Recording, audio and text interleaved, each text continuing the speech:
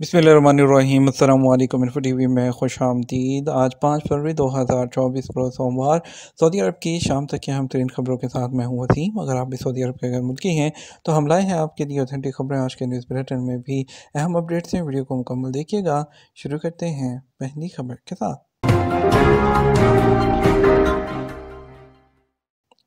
سعودی وزیر دفاع شہزادہ خالد بن سلمان سے پاکستانی ہم منصب کی ملاقات۔ سعودی پریس ایجنسی کے مطابق ریاض میں دفاعی نمائش کے سلسلے میں ہونے والی ملاقات میں 2 مفاہمتی یادداشتوں پر دستخط کیے گئے۔ ملاقات کے دوران دونوں وزرائے دفاع نے عسکری اور دفاعی شعبے میں تعاون کو فروغ دینے کے سلسلے میں بات چیت کی ہے۔ دونوں وزراء نے باہمی مشترکہ دلچسپی کے امور کے علاوہ خطے کو درپیش صورتحال پر بھی تبادلہ خیال کیا۔ سعودی اور پاکستانی وزارت دفاع کے درمیان عسکری شعبے سے متعلق مفاہمتی یادداشتوں پر بھی اتفاق ہوا ہے، جن پر دونوں ملکوں کے عہدیداروں نے دستخط کیے ہیں۔ شاہی مہمانوں نے مسجد نبوی کے قریب سیرت میوزیم کا دورہ کیا۔ شاہی ضیافت میں عمرہ اور زیارت پروگرام کے مہمانوں نے مدینہ منورہ کی زیارت کے دوران مسجد نبوی کے قریب واقع انٹرنیشنل میوزیم برائے سیرت نبوی اور اسلامی ثقافت کا دورہ کیا۔ سرکاری خبررساں ایجنسی ایس پی کے مطابق شاہی مہمانوں نے میوزیم کے مختلف حصوں کا دورہ کیا۔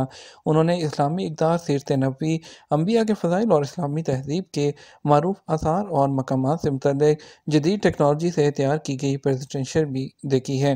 اس موقع پر شاہی مہمانوں نے میوزیم میں موجود تاریخی اہمیت کے حامل منفرد اشیاء اور اسلامی تاریخی واقعات کو خوبصورتی سے اجاگر کرنے کی بھی تعریف کی ہے۔ ارعر سرحدی چوکی سے 50,000 عمرہ زائرین کی آمد۔ عراق سے گزشتہ 4 دنوں کے دوران 50,000 عمرہ زائرین نے ارعر سرحدی چوکی عبور کی ہے۔ سبق ویب سائٹ کے مطابق مذکورہ سرحدی چوکی سے عمرہ زائرین کم و بیش 1,000 بسوں میں سوار تھے۔ عراق سے عمرہ زائرین کی آمد کا سلسلہ جاری ہے، جنہیں سرحدی چوکی پر تمام خدمات فراہم کی جا رہی ہیں۔ توقع کی جا رہی ہے کہ آئندہ دنوں میں عراق سے مزید عمرہ زائرین کی آمد ہوگی۔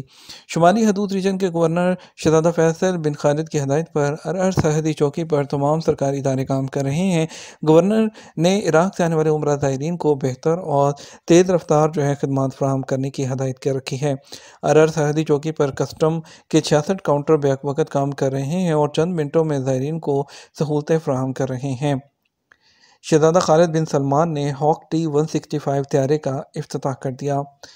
وزیر دفاع شہزادہ خالد بن سلمان نے ہاک T-165 لڑاکا طیارے کا افتتاح کیا ہے، جس کے بعض پرزے سعودی عرب میں مقامی نوجوانوں نے تیار کیے ہیں۔ سعودی پریس ایجنسی کے مطابق 25 مقامی کمپنیوں اور سعودی نوجوانوں کے تعاون سے ہاک T-165 لڑاکا طیارے کے 3,114 پرزوں کی تیاری سعودی عرب میں ہوئی ہے۔ یہ پہلا لڑاکا طیارہ ہے جس کے پارٹس مکمل طور پر سعودی عرب میں جمع کیے گئے ہیں۔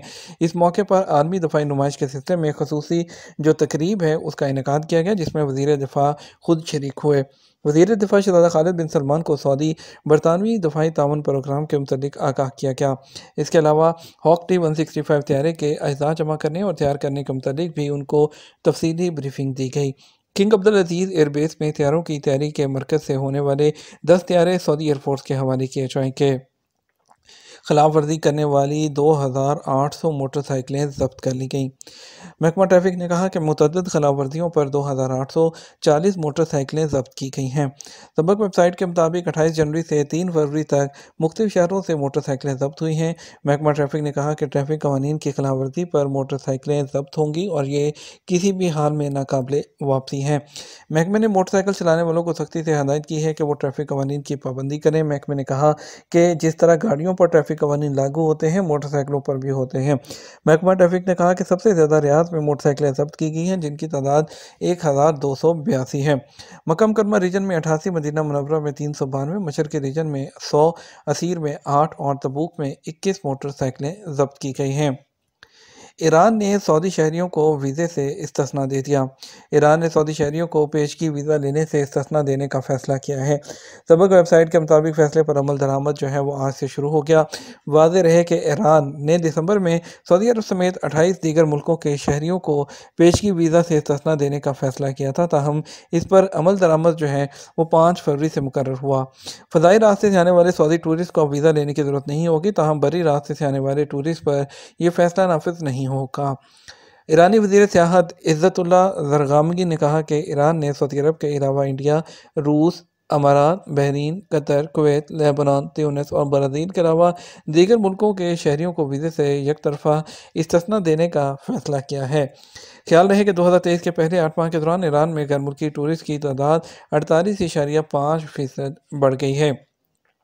ریاض میں تیسری سعودی انٹرنیشنل جو میرین ایگزیبیشن کا آغاز ہو گیا۔ سعودی دارالحکومت ریاض میں اتوار کو تیسری سعودی انٹرنیشنل میرین ایگزیبیشن کا آغاز ہوا۔ ریاض انٹرنیشنل ایگزیبیشن سینٹر میں ہونے والی نمائش میں 35 ملکوں کی 120 مقامی اور بین الاقوامی کمپنیز جو ہیں، اس کے علاوہ 3000 کاروباری شخصیات شریک ہوئیں، جبکہ 15,000 سے زائد جو ہیں وزٹرز کی آمد متوقع ہے۔ سعودی وزیر ماحولیات، زراعت اور آبپاشی انجینئر عبدالرحمن بن عبد المحسن الفضلی نے 3 روزہ نمائش کا افتتاح کیا، جس میں آبی زراعت، ماہی گیری اور سمندری غذائی انڈسٹری میں بین الاقوامی مہارت اور جدید ٹیکنالوجی کو اجاگر کیا گیا ہے۔ خبرسہ ادارے ایس پی کے مطابق سعودی وزیر نے کہا کہ ماہی گیری کے شعبے میں ڈائریکٹ حکومتی اخراجات ارب ریال سے زیادہ ہیں۔ غیر یقینی موسمی صورتحال الباحہ کے علاقوں میں پیر کو جو آج تعلیم ہے آن لائن رہی۔ سعودی عرب الباحہ کے محکمہ تعلیم کا کہنا ہے کہ محکمہ موسمیات ہے، اس کے قومی مرکز کی رپورٹ کی بنیاد پر آج تعلیمی ادارے بند رہے۔ المندق، بنی حسن، بلجرشی، گورنریٹ اور وسطی الباحہ میں پڑھائی کا سلسلہ آن لائن مدرستی پلیٹ فارم کے ذریعے جاری رہا۔ یاد رہے موسمیات کے قومی مرکز نے پیر کو الباحہ میں بارش کا امکان ظاہر کیا تھا۔ سعودی ایئر فورس کی مہارت کا مظاہرہ فضا میں خوبصورت رنگ بکھیرتی ہے۔ سعودی دارالحکومت ریاض میں دفاعی عالمی نمائش 2024 کے دوران سعودی جنرل اتھارٹی برائے ملٹری انڈسٹریز کے زیر اہتمام ایئر شو پیش کیا گیا۔ سعودی گرین فالکنز کی ٹیم نے مختلف فارمیشنز میں فضائی کرتب دکھا کر اپنی مہارت کا مظاہرہ کیا اور فضا میں رنگ بکھیرتی ہے۔ سفید اور سبز رنگوں سے مزین طیاروں نے فضا میں سعودی پرچم بھی بنایا۔ یاد رہے کہ نمائش کے دوران سعودی ہاکس اور سعودی رائل ایئر فورس کی ایروبیٹک جو ٹیم ہے روزانہ فضائی جو مہارت ہے اس کا مظاہرہ کرے گی۔ چینی ایروبیٹکس ٹیم بھی فضائی مہارت کا مظاہرہ کرے گی۔ فرانسیسی طیارہ رافیل جبکہ F-15 ساخت کے 2 لڑاکا طیارے جبکہ پاکستانی ایئر فورس کے کثیر المقاصد JF-17 تھنڈر بھی موجود ہوں گے۔ امارات ہنر مندوں کے لیے سب سے زیادہ پرکشش ملک۔ عالمی سطح پر افرادی قوت کے شعبے سے منسلک کمپنی کا کہنا ہے کہ مختلف ملکوں کے ہنر مندوں کے لیے امارات سب سے زیادہ اٹریکٹیو ملک ہے۔